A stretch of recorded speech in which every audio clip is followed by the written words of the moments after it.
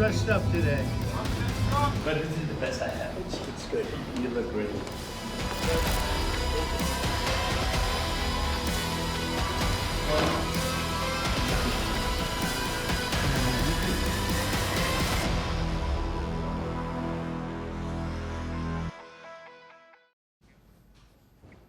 You rarely get do-overs on the world stage, but yesterday President Zelensky did. You may remember his last meeting at the White House. It was a total crash and burn, arguably the worst summit in years. Everything that could go wrong, did go wrong. Zelensky's clothes became a flashpoint, his words became a flashpoint, his alleged lack of gratitude became a flashpoint. And eventually, he was kicked out. That happened in February, just a couple of weeks after Trump had taken office.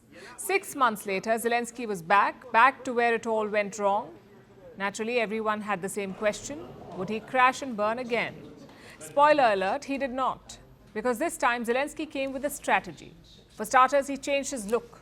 Last time, he was wearing his typical military fatigues, but this time, he suited up. A black buttoned-up shirt, a pair of black trousers, and a black jacket. The difference was visible right from the start. Pretty sure. He's all dressed up today. The best I have. You see it?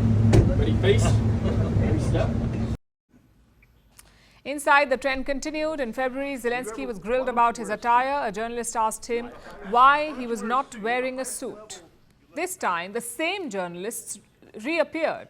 But Zelensky had the last laugh, thanks to an assist from Donald Trump. Why don't you wear a suit? Why? Why Sorry? don't you wear a suit? You're the highest level in this country's office, and you refuse to wear a suit. Just want to see, do you own a suit? Yeah, you have problems. A lot of Americans have problems with you not Really? respecting I don't the have authority of such. this office. I will wear a costume after this war will finish. Okay. Yes, maybe one. Maybe something like this. like yours. Yes. That'd be great. Maybe something better. I don't know. We will see. Maybe something cheaper than. Yeah.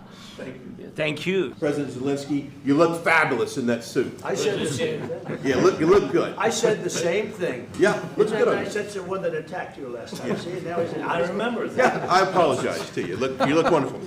No, my first question for you, President Zelensky. In the same suit. You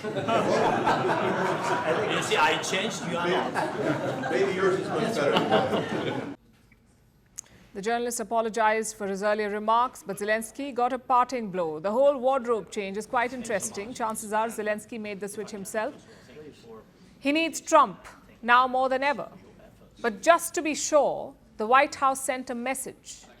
They told Zelensky to wear a suit to this meeting. And clearly it helped. Now we come to the talks. Last time, Zelensky dived right into the main issues. He spoke about security guarantees and ceasefire talks. This time, he started off with some charm. He presented a letter written by his wife, not to Trump, but to First Lady Melania. I hope that this first document, will be first step to real security guarantees for Ukraine, our people, our children. I really count on it. And using this opportunity, many thanks to your wife, First Lady of the United States. She sent a letter to Putin about our children, abducted children, and my wife, First Lady of Ukraine, she gave the letter. It's not to you, to your wife. I must say that was smooth. Clearly, Zelensky had done his homework. And he did not stop there. Last time, a major flashpoint was gratitude. Vice President J.D. Vance had jumped into the conversation. He asked how many times Zelensky had said thanks. Well, this time, that's all Zelensky said. No, have you said thank you once? A lot of times. No, in this Even entire meeting, today. have you said thank you? Even today. You went to Pennsylvania and campaigned for the opposition in October. Offer some words of appreciation for the United States of America and the president who's trying to save your country. Thank you so much, Mr. President. If I can, first of all, thank you for invitation and thank you very much for your efforts, personal efforts to stop killings and stop this war. Thank you. Some credit also goes to J.D. Vance. Last time he was like a man possessed. The US Vice President launched an all-out attack on Zelensky, but this time he was silent. Trump also deserves some credit. He was a lot calmer than in February. Back then, he openly scolded Ukraine. He told Zelensky that he did not have the cards.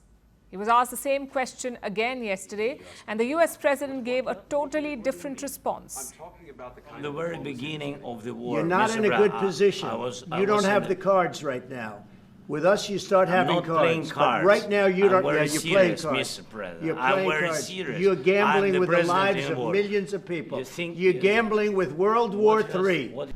As you listen to Russia and Ukraine, which side has the better cards? Well, I don't want to say that. I'm just here to be. Look, this isn't my war. This is Joe Biden's war. He's the one that had a lot to do with this happening, and we want to get it ended. This is what homework does. Zelensky was totally unprepared last time. He was used to dealing with Joe Biden, a president who totally indulged Ukraine. But Donald Trump was always going to be different. 6 months later, Zelensky has realized that. Also, this is Ukraine's reality. The fact is, Zelensky needs Trump more than Trump needs Zelensky, which means that he will have to indulge Trump. And why just Zelensky? Even Europe is on the same boat. We saw ample evidence of that today. They could not stop praising Donald Trump. Yes, I will be very brief. I really want to thank you, President of the United States, dear Donald, for the fact that you, as I said before, broke the deadlock. The path is open. You opened it last Friday. Something is changing, something has changed, thanks to you, thanks also to the stalling in the battlefield.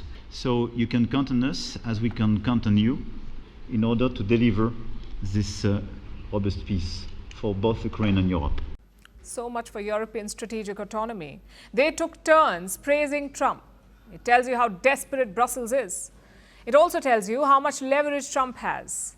US support is the only thing keeping Ukraine afloat. If Trump pulls that, it's game over. This summit was a brutal reminder of that.